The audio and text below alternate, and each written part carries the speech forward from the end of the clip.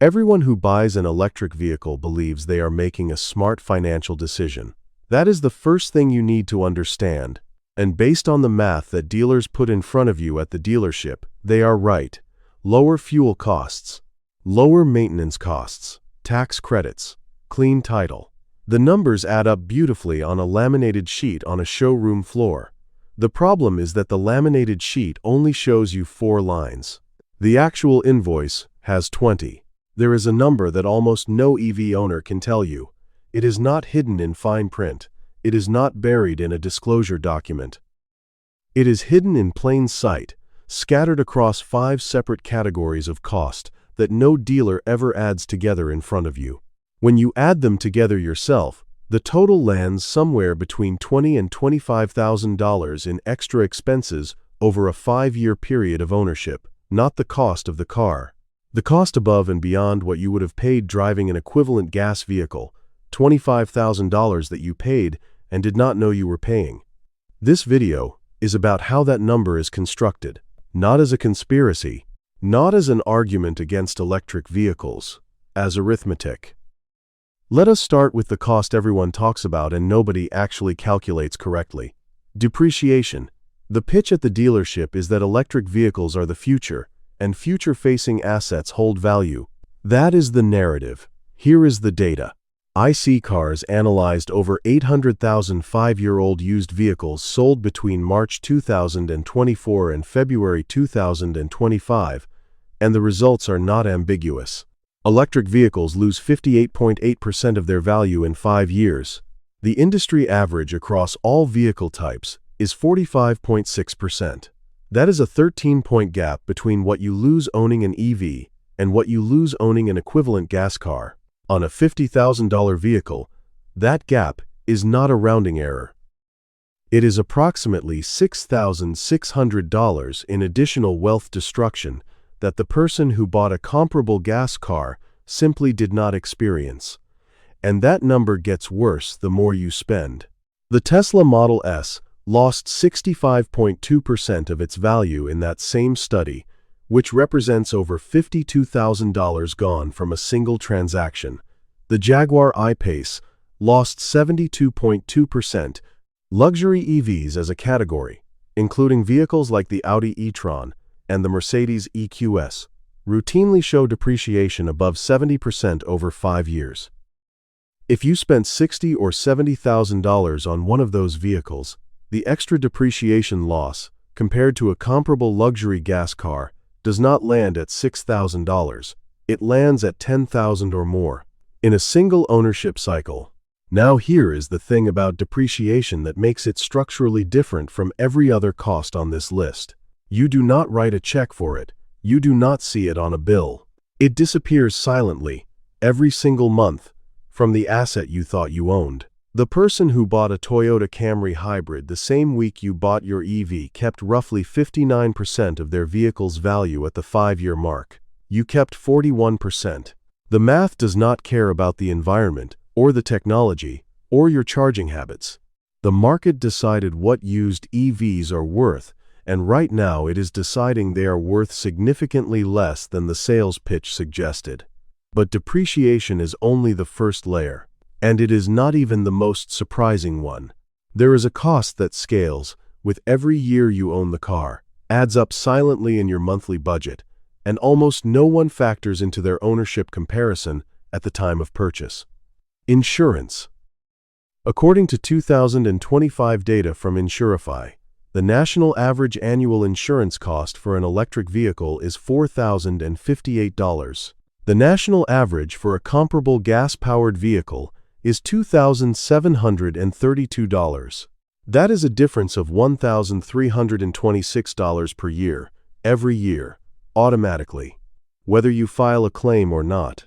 Over 5 years of typical ownership, that premium gap accumulates to $6,630 in additional insurance costs paid purely because of the powertrain under the hood. In high-rate states like California, New York, and Florida, the gap is wider. In Washington, D.C., Insurify data shows EV insurance running over $6,000 annually for newer models, versus under $5,000 for gas equivalents. The delta in those markets across 5 years can reach $8,000 to $10,000 in insurance costs alone. Why is EV insurance more expensive? The answer is not vague. It is specific and mechanical. Battery packs account for roughly half of an EV's initial cost, and insurance companies price that replacement risk into your premium from day one. EV repairs require specialized technicians. In markets where EV-certified shops are sparse, repair times stretch out, rental car costs climb, and total repair bills inflate. The infrastructure for insuring and repairing these vehicles at scale does not yet match the pace at which they were sold. That mismatch has a price, and you are paying it every month. So we are already at $13,000 in additional costs before we have touched fuel, before we have touched any single repair event, and before we have touched the one cost that stops conversations cold when people hear the actual number. But we are going to come back to that. First, there is a third layer that nobody includes in the comparison because it is so mundane it disappears. Electricity is not free, and it is not the same price it was when your dealer ran those fuel savings projections. The sales pitch for EV fuel savings is built on a specific assumption that you charge at home at the residential rate in your area every night. That assumption is not wrong for everyone, but it is wrong for a significant portion of EV owners. And even for those who do charge at home, the rate they are paying has been moving in a direction that makes the original projection look optimistic. The national residential electricity rate sits at approximately 17 cents per kilowatt hour as of 2025, according to EIA data, which is higher than it was a few years ago and trending structurally upward as grid demand increases. But the home charging scenario breaks down the moment you do not have reliable access to a home charger. Apartment dwellers, condo owners, anyone relying on street parking in a city, for those owners, public charging is not an emergency option. It is the primary option, and public charging at the national average runs around 34 to 37 cents per kilowatt hour, according to AAA data, which is more than double the residential rate. If you rely primarily on DC fast charging, rates regularly exceed 50 cents per kilowatt hour, and in states like West Virginia, Hawaii, and Montana they push even higher. The per mile cost of DC fast charging is nearly triple what a home charging owner pays. In some markets, it is comparable to gasoline on a per mile basis, which is not what was in the sales brochure.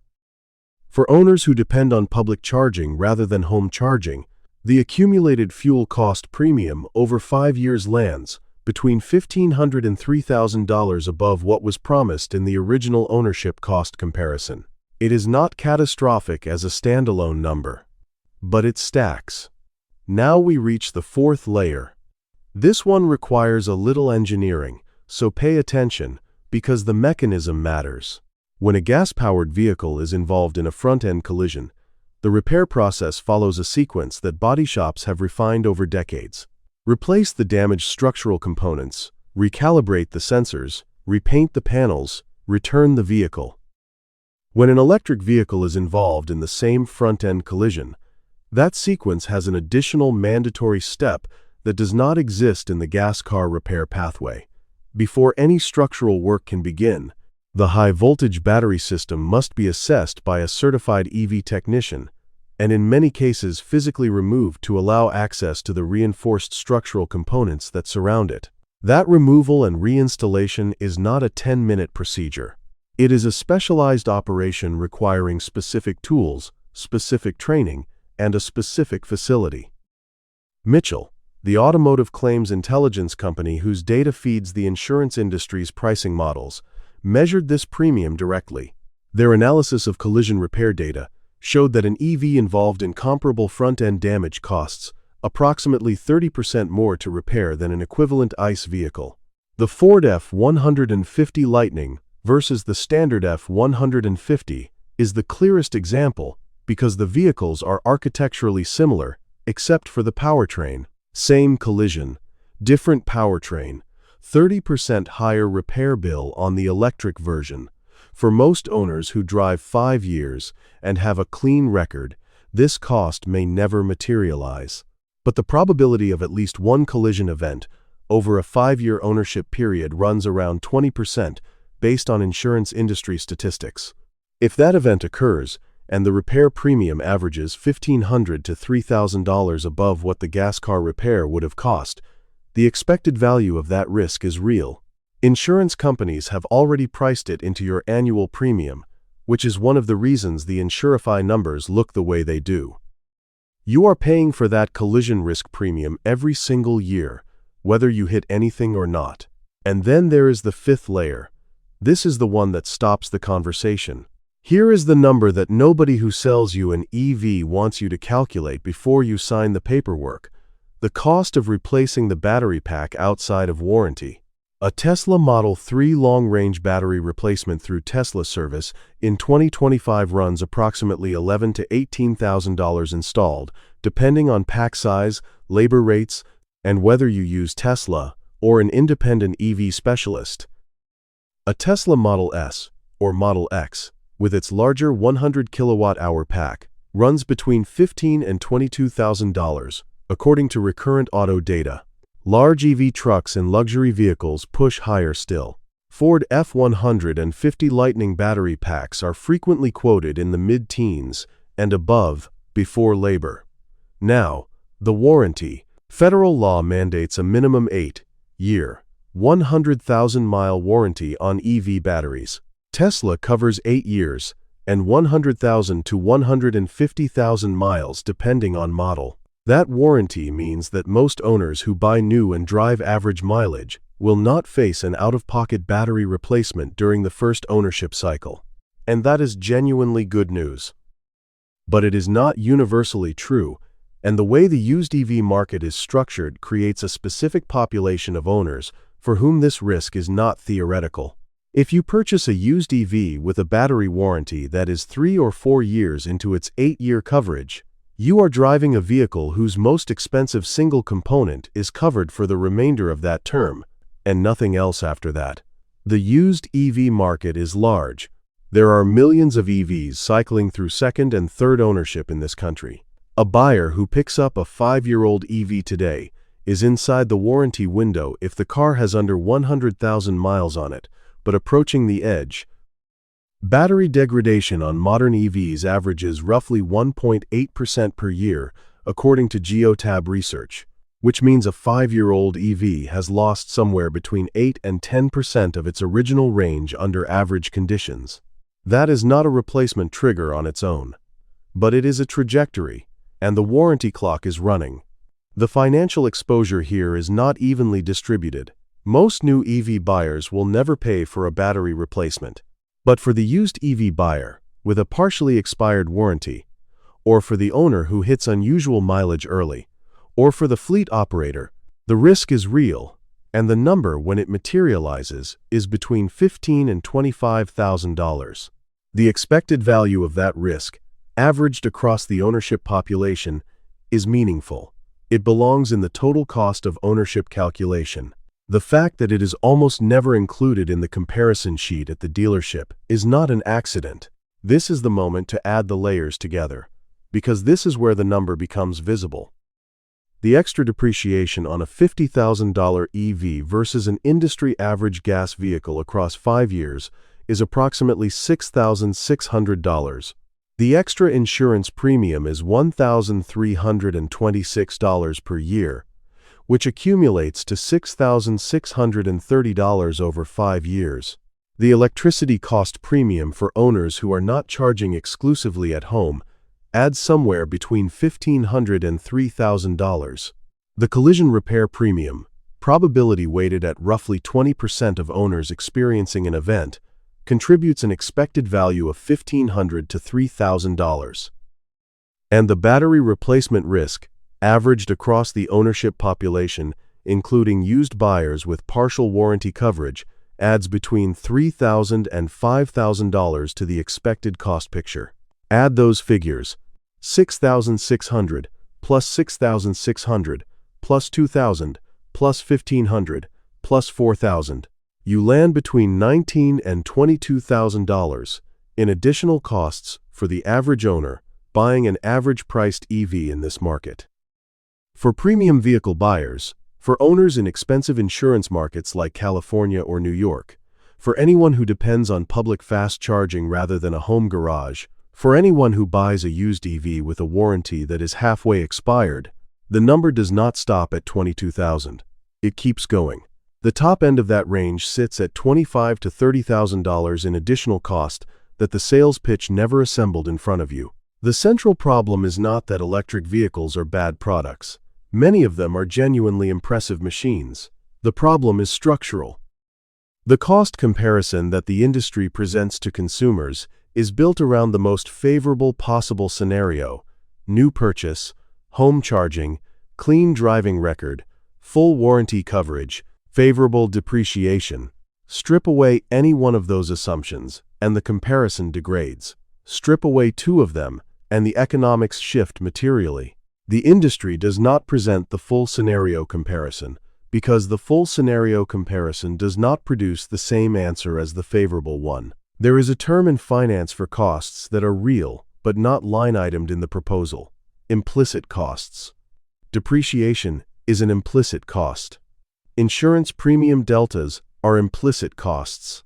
The collision repair probability is an implicit cost. The battery replacement expected value is an implicit cost. None of them show up on the Monroney sticker.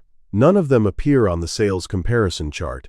All of them show up in your net worth calculation over 5 years if you run the numbers with full information. So here is what full information looks like in practice.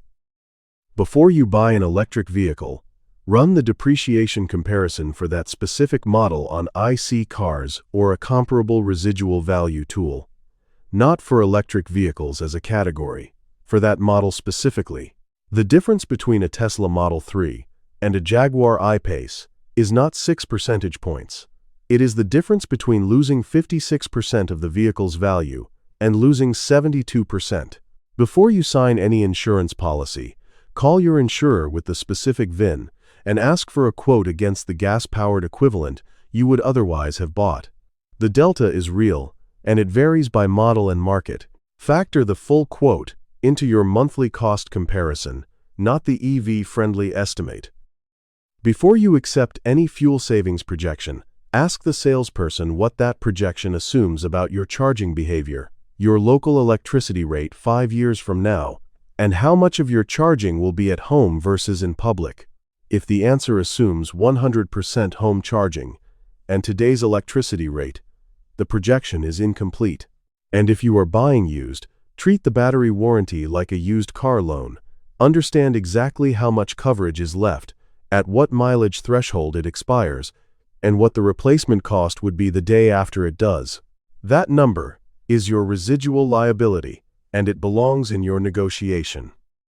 The full cost of electric vehicle ownership, honestly calculated, is not the number on the showroom floor. It is the number on the showroom floor, plus the costs the floor was never designed to show you. That $25,000 gap does not mean electric cars are wrong for everyone. It means the comparison most people use to make the decision is missing half the equation. The next time someone tells you their EV is saving them money, ask them if they included depreciation, insurance delta, charging behavior, collision probability, and battery risk in that calculation. They almost certainly did not. Neither did the dealer who sold it to them. If this kind of analysis is useful to you, subscribing to this channel is how you get more of it. We do not cover products. We cover the economics of how products are sold, priced, and built to cost you more than you expect.